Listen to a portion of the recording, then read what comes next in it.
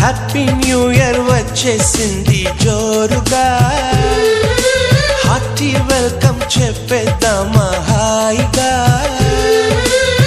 కొత్త కొత్త ఊహల్లో తెలిపోటియా, మనసులోని ఆశల్ని పంచుకో బ్రదర్. గుండెలోని భావాలు గుప్పుమన్న ఈ వేళ, కదిలల్లే కాలపు కన్నెకి టాటా చెప్పుదామా. జనవరితో అడుగులు వేస్తూ ముందుకి పోదామా.